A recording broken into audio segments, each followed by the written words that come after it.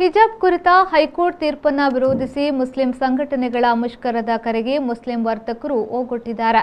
ಮಂಗಳೂರಿನಲ್ಲಿ ಮುಸ್ಲಿಂ ಸಮುದಾಯದವರ ಅಂಗಡಿ, ವ್ಯಾಪಾರ ಸಂಸ್ಥೆಗಳು ಪೂರ್ತಿಯಾಗಿ ಬಂದ್ ಆಗಿವೆ. ಅಲ್ಲದೆ ಯಾವತ್ತೂ ಗಿಜಿಗುಟ್ಟುವ ಮೀನುಗಾರಿಕಾ ಧಕ್ಕೆ ಪೂರ್ತಿ ಸ್ತಬ್ಧ ಆಗಿದೆ. ಮಂಗಳೂರು ನಗರದ ಸೆಂಟ್ರಲ್ ಮಾರುಕಟ್ಟೆಯ ಆಸುಪಾಸುಗಳಲ್ಲಿರುವ ಅಂಗಡಿಗಳು, ಸ್ಟೇಟ್ ಬ್ಯಾಂಕ್ ಪರಿಸರದಲ್ಲಿನ ಅಂಗಡಿಗಳು ಹೆಚ್ಚಿನವು ಬಂದ್ ಆಗಿವೆ.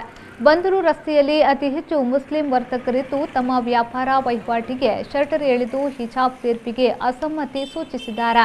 ಉಳ್ಳಾಲ ತೊಕ್ಕೊಟ್ಟಿನಲ್ಲೂ ಮುಸ್ಲಿಂ ವರ್ತಕರು ವ್ಯಾಪಕ ಬೆಂಬಲವನ್ನ ನೀಡಿದ್ದು ಎಲ್ಲಾ ರೀತಿಯ ವಹಿವಾಟನ್ನ ಸ್ಥಗಿತಗೊಳಿಸಿದ್ದಾರೆ. ಮೆಡಿಕಲ್, ಬಟ್ಟೆ ಮಳಿಗೆ, ದಿನಸಿ ಅಂಗಡಿಗಳು ಸೇರಿ ಇನ್ನಿತರ ಹಾರ್ಡ್ವೇರ್, ಚಪ್ಪಲಿ ಅಂಗಡಿ, ಪೈಂಟ್ ಎಲ್ಲಾ ರೀತಿಯ ಅಂಗಡಿಗಳು ಬಂದ್ ಆಗಿವೆ. ಇದರಿಂದಾಗಿ ಉಳ್ಳಾಲ ಬಿಕೋ ಎನ್ನುತ್ತಿದ್ದು ಜನರ ಸಂಚಾರವು ಕಡಿಮೆಯಾಗಿ ಖಾಲಿಯಾಗಿದೆ. ಇದಲ್ಲದೆ ಉಳ್ಳಾಲದಲ್ಲಿ ಮುಸ್ಲಿಮರ ಮಾಲೀಕತ್ವದ ಶಾಲೆ, ಕಾಲೇಜುಗಳು ಕೂಡ ಬಂದ್ ಆಗಿದೆ. ಇನ್ನು Mangaluru police commissioner N Shashikumar ಅವರು ಮಾತನಾಡಿ, ನಗರದೆಲ್ಲೆಡೆ ಜನಸಂಚಾರ ಎಂದಿನಂತೆ ಇದೆ. ಅಂಗಡಿ ಮುಂಗಟ್ಟುಗಳಾಗಲಿ, ವಾಹನ ಸಂಚಾರ, ವ್ಯಾಪಾರ ವಹಿವಾಟು ಅಥವಾ ಶಾಲಾ ಕಾಲೇಜುಗಳು ಎಂದಿನಂತೆ ಇತ್ತು ಎಂದು ಹೇಳಿದರು. ಮಾನ್ಯ ಕರ್ನಾಟಕ ಉಚ್ಚ ನ್ಯಾಯಾಲಯ ಅಂತಿಮ ಆದೇಶವನ್ನು ನೀಡಿದೆ. ಅದರ ಹಿನ್ನೆಲೆಯಲ್ಲಿ ವಿವಿಧ ಮುಸ್ಲಿಂ ಸಂಘಟನೆಗಳು ಇವತ್ತು ಕರ್ನಾಟಕ ಬಂದ್ಗೆ ಕರೆ ನೀಡಿದ್ದನ್ನು ನಾವು ಗಮನಿಸಿದ್ದೀವಿ. ಅದೇ ರೀತಿಯಾಗಿ ನಾವು ಮಂಗಳೂರು ನಗರದಲ್ಲಿ ಕೂಡ ಯಾವುದೇ ಒಂದು ಒತ್ತಾಯಪೂರ್ವಕವಾಗಿ ಬಂದ್ ಮಾಡಿಸೋದಕ್ಕೆ ಅವಕಾಶ ಇಲ್ಲ ಅಂತ ನಿನ್ನೆ ನಾವೀಗಾಗಲೇ ಸೂಚನೆಯನ್ನು ನೀಡಿದ್ವಿ.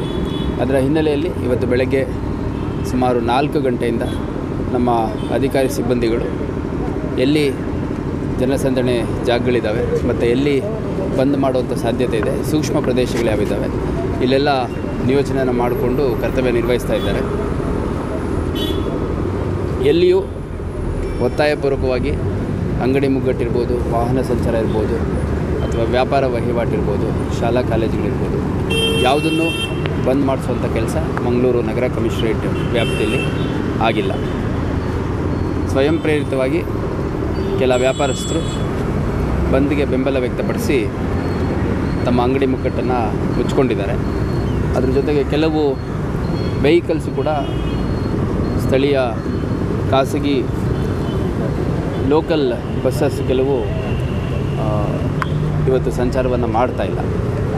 ಅದು ಹೊರತುಪಡಿಸಿ ಜನಜೀವನ ಸಾಮಾನ್ಯವಾಗಿದೆ, ಪ್ರತಿದಿನದಂತೆ ಇದೆ.